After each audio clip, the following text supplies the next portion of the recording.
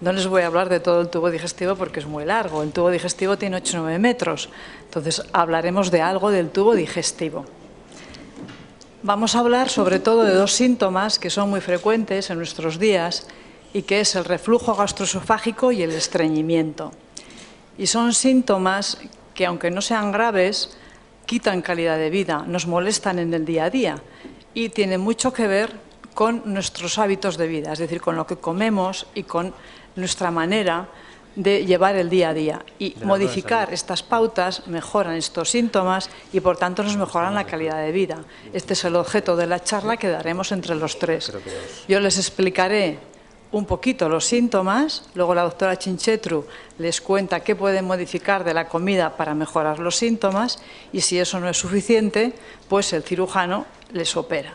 Salen todos arreglados de la sala. Bueno, estarán conmigo que comer es un placer. Es un placer para todos y tenemos que disfrutar de él. Y no solo es un placer por lo que es en sí la comida, sino que además es por lo que conlleva, por los olores, los ritos de la preparación, las circunstancias en las que comemos, la compañía, los recuerdos que tenemos de otras veces que la hemos comido. Y todos tendemos a comer aquello que nos gusta y evitar lo que no nos gusta. Y cuando comemos cosas que nos gustan, se nos levanta el ánimo, nos sentimos más relajados y más tranquilos, más sosegados. Y esto es así porque el cerebro suelta unas sustancias que se llaman endorfinas, que son las sustancias del bienestar. Como que esto el cuerpo lo sabe, tendemos a comer lo que nos gusta. El riesgo es que nos dejemos llevar por nuestro instinto y abusar de aquello que nos gusta, que entonces lo que ocurre es que a todos nos da un poquito de cargo de conciencia porque sabemos que son cosas no muy saludables muchas veces. Si comemos lo que nos gusta, es un disfrute porque nos despierta las endorfinas, nos libera endorfinas, pero cuando comemos mucho de lo que nos gusta, nos entra el cargo de conciencia porque sabemos que eso no es sano. Como tenemos que disfrutar de las cosas buenas de la vida y la comida es una de ellas, tenemos que intentar que siga siendo un disfrute y para ello tenemos que buscar el equilibrio, olvidarnos del cargo de conciencia y hacer un equilibrio sano, buscar una relación sana con la comida, con sentido común, que sopese más el elemento positivo del placer gratificante de la comida que el sentimiento de culpa porque comemos lo que no nos está permitido. Es decir, tenemos que hacer una relación sana y a veces ahora pensamos, no puede ser que tengamos una relación sana con el chocolate y la nata, porque es difícil, pero sí, es posible. Como ven ustedes aquí, perro y gato se llevan bien, con lo cual todo es posible realizar. Y además esta relación ha de ser duradera porque tenemos que seguir toda la vida comiendo cosas saludables y además realistas, que la doctora Chinchetru después nos especificará más, que todos ustedes conocen, pero ella nos lo dirá mejor. Hay muchos alimentos que podemos disfrutar y además que son sanos y no resultan nocivos para la salud. Y además todos ustedes saben que tenemos que estar bien nutridos, no se trata de no comer, al revés, porque a perro flaco todos son pulgas. Las personas bien nutridas afrontan mejor las infecciones y además la persona bien nutrida rinde más en el trabajo. O sea que no es no comer, al revés. Si además de comer bien realizamos un poco de ejercicio físico, estamos poniendo las bases para mejorar nuestra expectativa de vida y mejorar la calidad de los años que vamos a vivir. Y si a esto añadimos unos cuidados básicos recomendados por el médico de cabecera, pues miel sobre hojuelas, viviremos los años que nuestra naturaleza nos permita y con una calidad muy aceptable. Vamos a ver ahora la comida, que es tan importante para todo. Entra por el tubo digestivo, que es la puerta de entrada al organismo. El tubo digestivo ya les he dicho que tiene de 8 o 9 metros y es el encargado de los alimentos que comemos transformarlos en unas sustancias que sean capaces de atravesar la pared del intestino. Atraviesan la pared del intestino y del intestino pasan al hígado y ya a través de la sangre el hígado las distribuye a todas las células del organismo. He pasado sin querer, no sé cómo se rebobina atrás. Bueno, las distribuye a todas las células del organismo. El esófago es el tubo que va de la boca al estómago y solo sirve como un tubo tal cual, para pasar la comida. No hace ninguna función, nada más que servir de paso. Es en el estómago.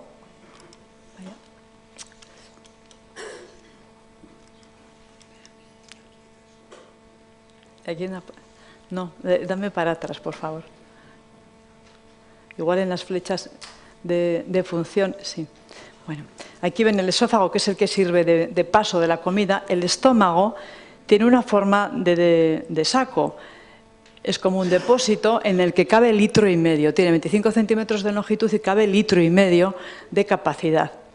El estómago ya hace digestión, ya tritura la comida, es como un molinillo. La tritura, la mezcla con los jugos y la convierte en sustancias aptas para soltarlas al duodeno, que es la primera parte del intestino delgado, donde se inicia ya la absorción. Del duodeno sigue a todo el intestino delgado, que es todo el intestino enrollado ahí en el centro de la tripa, acaba ahí la absorción y el alimento que no se absorbe, que el cuerpo no lo vale, pasa al colon y se convierte en materia fecal y sale excretado por el recto. El esófago tiene 25 centímetros, el estómago otros 25 centímetros, el intestino delgado unos 6 metros y el colon pues 1,5 metros. El aparato digestivo, además del tubo, que es continuo de la boca hasta el ano, se compone también de órganos muy importantes y que están al lado, que es el hígado, el páncreas, la vesícula biliar, que forman los jugos digestivos para hacer mejor la digestión. Aquí vemos un dibujo un poquito mejor del estómago, es la bota que hay arriba, el depósito, y ven ustedes que el esófago es el tubo, se une al estómago. La separación entre el esófago y el estómago se llama cardias y es a modo de una válvula que se cierra y se abre en función de cuando deglutimos. Cuando tragamos comida, el cardias se abre para que la comida pase al estómago, pero después se ha de cerrar para que el estómago, que está en continuo movimiento como una trituradora, no permitir que el alimento del estómago ascienda hacia el esófago. Y esto es así porque el esófago es muy sensible, tiene un epitelio que no está preparado para los jugos gástricos. Sin embargo, el estómago tiene un jugo muy ácido, una pared potente y una mucosa que está preparada para soportar el ácido. Cuando esa válvula que separa el esófago del estómago, que llamamos cardias, no funciona, es decir, no cierra, ¿qué pasa? Que el contenido del estómago asciende hacia el esófago. Eso es el reflujo gastroesofágico. Refluye hacia atrás, refluye donde no tenía que ir. Y esto es lo que nosotros sentimos como una molestia, un calor retroesternal en el pecho que puede subir a las mandíbulas y se puede acompañar también de tos o de asma, de voz ronca. Es las consecuencias de la irritación que el ácido produce en el esófago y las vías respiratorias altas. El cardias no funciona pues porque los músculos se quedan relajados y no funcionan, o bien porque se forma una hernia de hiato que hace que esto no funcione.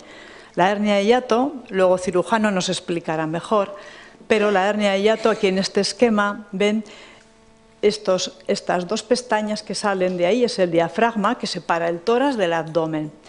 Y lo amarillo es lo que marca la separación entre el esófago y el estómago.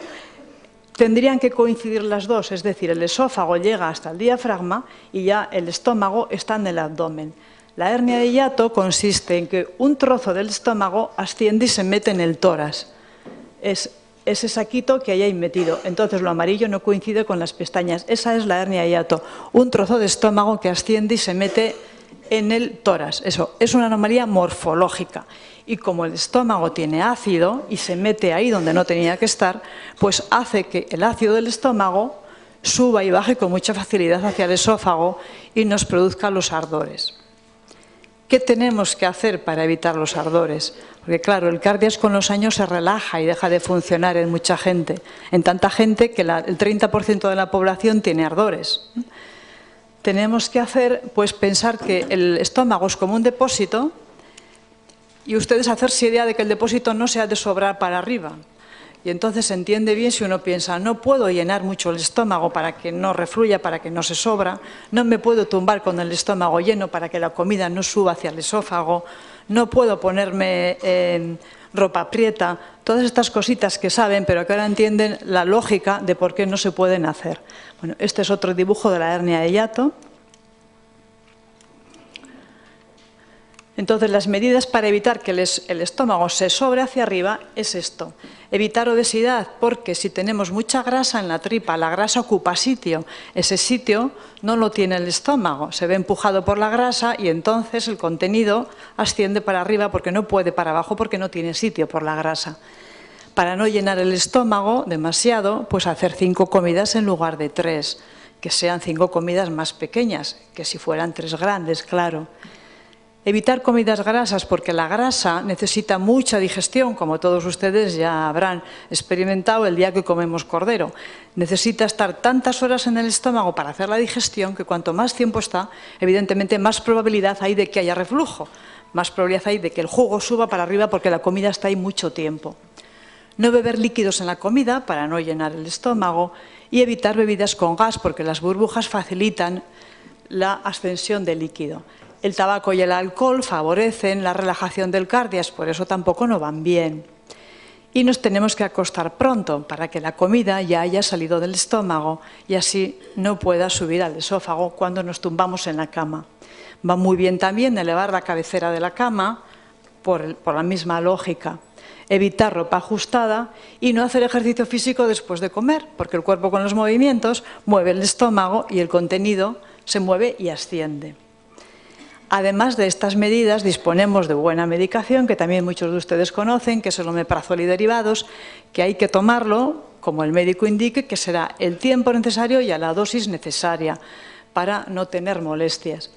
También tenemos que conocer que hay fármacos que facilitan el reflujo porque relajan el cardias, hace que no funcione de válvula. Y estos fármacos pues son, por ejemplo, las benzodiazepinas, que son los relajantes que usamos a veces para tranquilizarnos o para dormir. También son los antiinflamatorios y algún antibiótico. Aparte de evitar estas medicinas y tomar el omeprazol y las medidas que hemos hecho antes, si esto no es suficiente, vendrá el cirujano que corregirá la relajación del cardias o la hernia hiato, como luego nos explicará. Ahora vamos a hablar un poco de otro síntoma también muy frecuente, que no es enfermedad en sí, es síntoma, que es el estreñimiento. Y estreñimiento, cada uno entiende una cosa, porque si les preguntamos a todos ustedes, muchos dirán que son estreñidos y probablemente no lo sean. Estreñimiento se entiende por presentar menos de 3 deposiciones a la semana.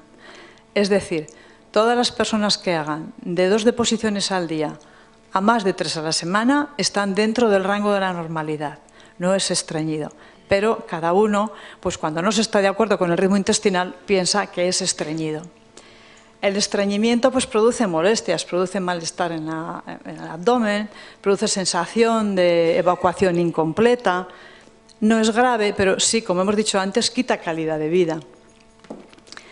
Las causas del estreñimiento pueden ser varias, así resumidamente, pueden ser causas estructurales, quiere decir que la estructura del colon tiene alguna obstrucción al paso del bolo fecal y no puede avanzar, no puede salir. La obstrucción puede ser o bien transitoria o bien continua. Y causas de obstrucción pues son, por ejemplo, la inflamación de los divertículos, la diverticulitis, que no es lo mismo que tener divertículos, es decir, es cuando se tiene divertículos pero además se inflaman. Son causas de obstrucción los tumores, son causas de obstrucción a veces las hemorroides, que son muy grandes. Otra causa de estreñimiento son enfermedades sistémicas, es decir, enfermedades del organismo en general que provocan estreñimiento, como es el hipotiroidismo, la enfermedad de Parkinson, la diabetes. Hay fármacos que también producen estreñimiento y también lo habrán experimentado y son sobre todo los fármacos que se utilizan para el Parkinson, los relajantes musculares, algún tratamiento de la tensión. Pero la mayoría de las veces el estreñimiento es crónico funcional, es decir, no hay nada malo en el colon, no hay ninguna enfermedad en el cuerpo que nos lo produzca y no hay ningún medicamento que nos lo origine. Es un estreñimiento porque sí, y en general se debe a que no comemos toda la fibra que debemos ni bebemos el agua que el colon necesita. El colon, que ya ven ustedes que es mucho más ancho que el intestino delgado, su única función es formar el bolo fecal y absorber agua. Si nosotros tomamos poca agua, el colon absorbe la que tiene que absorber, la deposición se queda muy seca y son las bolas o heces caprinas que cuesta sacarlas. Si tomamos poca fibra, la fibra es la que hace la matriz, el armazón del bolo fecal. Si tomamos poca fibra, pues no hay estructura para hacer el bolo fecal. Entonces, la falta de fibra y la falta de líquido son las causas principales del estreñimiento crónico funcional. Estas son las características de la persona que no es estreñida. En general suele ser un varón, y a la mujer que vive con ella le da rabia que el marido no sea estreñido y ella sí. Es activo y practica deporte, come casi siempre en casa, siempre se sienta por la mañana a hacer la deposición y cuando le toca fuera de casa no dice lo dejo para luego, para cuando vaya a casa, que a veces hacemos las mujeres. Toma fruta 2 veces al día por lo menos, come legumbres y bebe 4 vasos de agua. Este es el prototipo de la persona que no es estreñido.